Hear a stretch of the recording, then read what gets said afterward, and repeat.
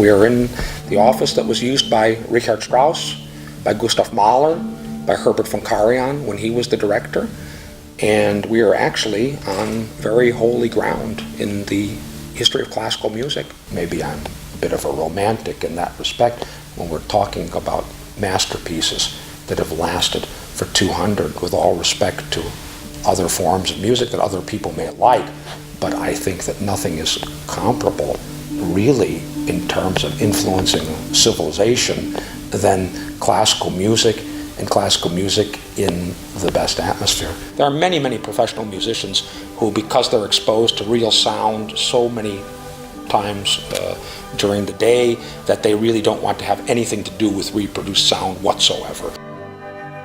The reason I got involved with Wilson was in the late 80s. I bought my first pair myself of Wilson Hot Puppies just after Thomas Hampson, my good friend, had recorded with Leonard Bernstein the Mahler songs. After we had made those recordings with Leonard Bernstein in the great Musikverein, I called Tom over and I said, Tom, I want you to listen to something. I want you to listen to your voice right now being played through these speakers that I've just got, the Wilson speakers.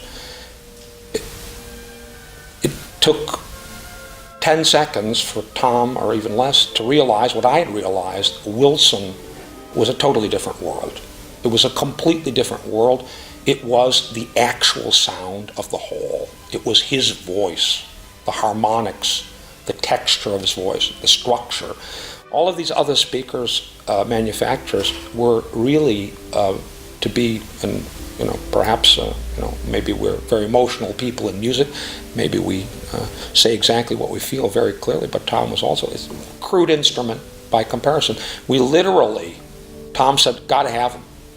Just like you, Peter, got to have them immediately. After we did that, and we bought Wilson speakers, I decided that I must really meet the people behind this product, and they were invited to come to Vienna. They began coming and listening then to really getting into that source of energy and seeing what those composers had in their minds when they conceived these pieces.